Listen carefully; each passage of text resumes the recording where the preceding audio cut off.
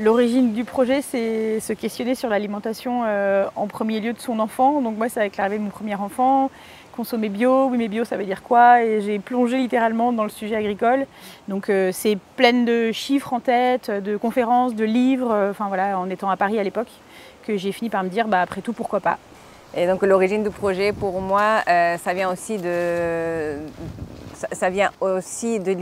questionnement de le monde est en train de changer, on se sent très impuissant face à des règlements climatiques et aux enjeux qui sont urgents. L'idée c'était entreprendre pour être libre de faire les choix éthiques qui correspondaient aux choses qui me paraissaient urgentes à faire. Donc on a fait toutes les deux une reconversion professionnelle. Donc moi je suis architecte, j'ai travaillé 17 ans en architecture à Paris. Les questions environnementales et l'impact positif de mon travail, ça m'a toujours importé et je me suis toujours positionnée là-dessus. Et donc pour moi c'était vital de faire quelque chose qui correspondait à mes valeurs et avoir un impact positif dans mon environnement naturel mais aussi social. Alors moi je suis graphiste pendant 20 ans, c'est un métier que j'aime beaucoup toujours, qui est passionnant. J'ai travaillé avec beaucoup d'entrepreneurs et c'était au moment pour faire des logos, des chartes graphiques. J'ai besoin pareil d'être dans l'action pour psychologiquement prendre part à quelque chose qui me semble nécessaire. Plutôt que d'être, ce que j'aurais pu faire en tant que graphiste, c'est juste accompagner, raconter. Je l'ai fait pendant quelques années, mais bon, il fallait passer la seconde.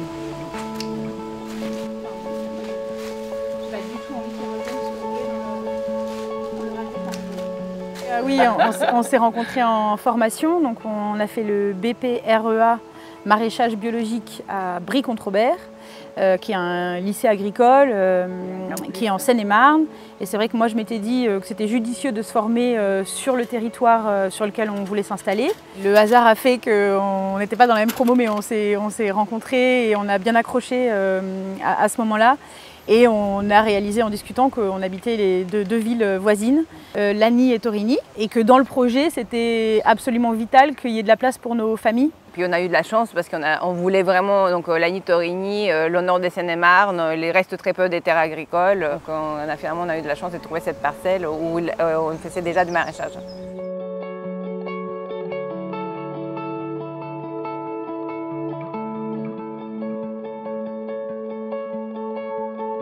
Toutes les deux, on a besoin de poser les choses et on communique beaucoup et on communique très bien. Donc on a vraiment fait une planification de la ferme. Donc nous, on fonctionne avec des jardins. On a installé tout un système d'irrigation permanente. Et donc nous, on a 12 jardins de 600 mètres carrés, plus les serres. On a beaucoup uniformisé la taille des planches pour avoir les mêmes bâches partout. Parce que c'est un métier qui prend beaucoup de temps, tout prend beaucoup de temps. Donc plus on optimise, plus c'est viable. Et comme c'est vrai que nos passés de designers toutes les deux font qu'on a ce plaisir-là quand même à penser les choses. Et c'est vraiment, je pense que dans l'enthousiasme du montage de projet et tout, c'est quelque chose qui est assez naturel pour nous de penser les choses en amont pour qu'ensuite ce soit agréable et efficace. Une des choses à gérer dans le maraîchage diversifié, c'est l'assolement. Donc ça veut dire que je ne mets pas la même famille botanique au même endroit avant 4 ans par exemple. Donc ce système des jardins et les tunnels aussi, on essaie de faire tourner les légumes, enfin, en tout cas c'est l'idée. Pour la question des aléas climatiques qu'une ferme comme la nôtre, en plus débutante, mais doit encaisser, nous on s'installe en sachant ça et on s'installe pour ça. Donc encore une fois, la motivation c'est quel modèle de ferme trouver qui puissent encaisser ces dérèglements climatiques et qui sont pensés dès le départ avec cet état de fait. La diversification fait qu'on peut encaisser les aléas parce qu'allez, avec un peu de chance, on va perdre 20 ou 30% de nos cultures. C'est ce qu'on calcule, nous, à peu près. 30% de pertes, de choses qui ne fonctionnent pas comme on aurait voulu. Tous les choix qu'on a faits ici reposent vraiment sur une multitude de gens qui ont travaillé pendant longtemps et qui donnent des sources, quoi.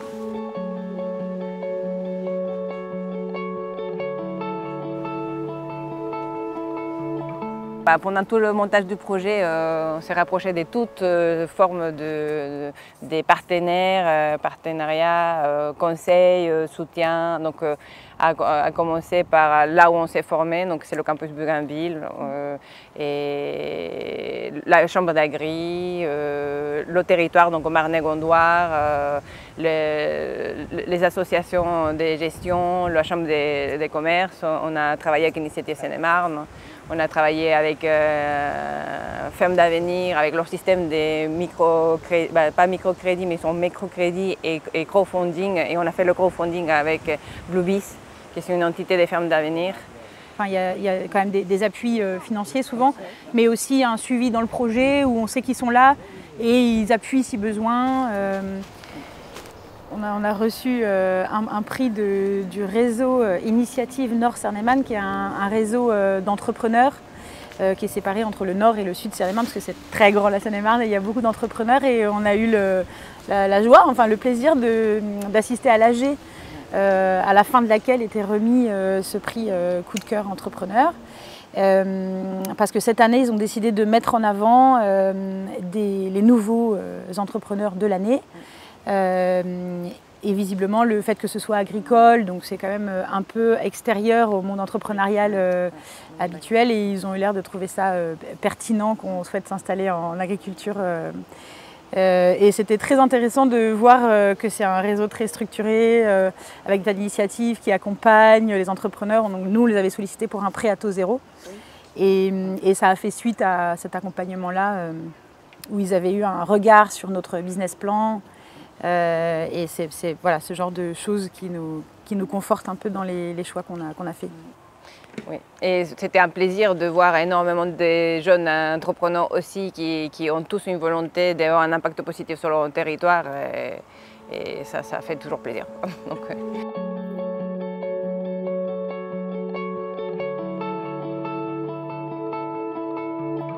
Donc on connaissait la MAP déjà en tant qu'amapien, en tant que consommatrice. Et la MAP des Torigny, dont fait partie Béatrice, quand elle a connu son projet de reconversion et son projet d'installation, ils ont concerté et ils ont voulu travailler avec nous. Donc eux, ils se sont décidés, il y a plus d'1 an, de nous soutenir et qu'on devienne leur maraîcher. C'est un soutien énorme parce que ça nous décharge totalement de cette partie commercialisation qui est quand même un gros boulot. Et ça nous permet de nous concentrer sur la production, et on est encore plus en travaux. Enfin, on passe encore beaucoup de week-ends à construire l'outil de travail et nos semaines à produire. Donc si en plus on devait être opérationnel sur une commercialisation sans aide de personne, ça aurait été beaucoup de boulot, quoi. Les AMAP, ils sont nés au Japon dans les années 60-70, je pense. Et parce que les gens, ils ont commencé à se poser des questions qu'est-ce qu'il y avait vraiment dans leurs légumes et dans leurs produits agricoles. Et ils voulaient créer de la transparence, en fait. L'association va avoir à chaque fois une personne qui va suivre le lien avec le producteur et qui va communiquer avec l'ensemble des amapiens. Et pour l'amapien, ça veut dire qu'il s'engage avec un producteur par type de produit. Ça veut dire aller chercher toutes les semaines, à heure fixe, à un endroit précis, un panier et tout autre contrat qu'il y aurait à côté. Donc idéalement plusieurs contrats, comme ça fait au moins la moitié des courses. Aujourd'hui, on a 2 AMAP sur le territoire, Torigny et Gouverne. Et on a fait simple, on a fait des paniers de 15 €. Donc on distribue des paniers de 15 €. Et les AMAPiens ont le choix de prendre tous les semaines ou tous les 15 jours. 80 paniers par semaine cette année, c'était ça notre prévis économique, c'est comme ça qu'on a imaginé notre assolement, mais donc notre planification des culturales pour toute la saison. Et de toute façon, à terme, notre objectif c'est 120 paniers, donc en effet on a une marge de progression. Quelqu'un qui fait le choix d'être amapien et de souscrire à Torigny ou à Gouverne, il soutient l'existence de ce type de ferme.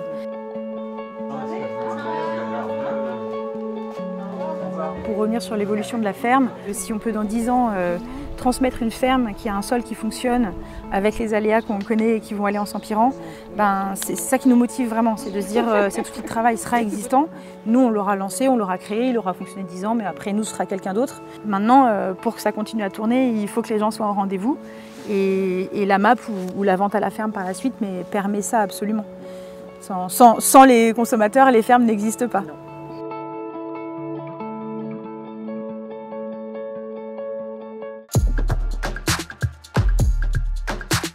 Oh, les deux, c'est trop difficile. Les têtes dans les étoiles. Plan de culture. Les deux aussi. Il faut les deux. J'adore l'abondance. AMAP.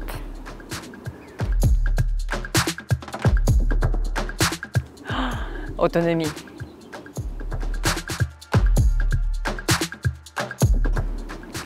Limace.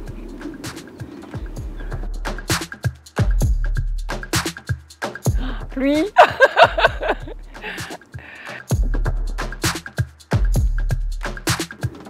Engagement.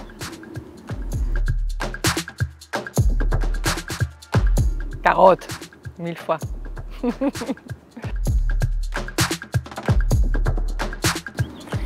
Équilibre de vie.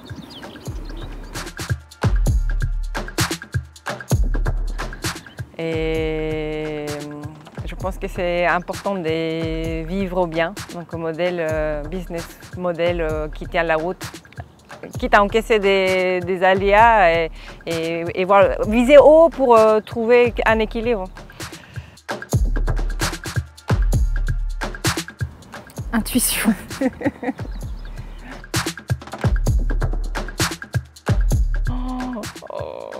Premier légume que récolté.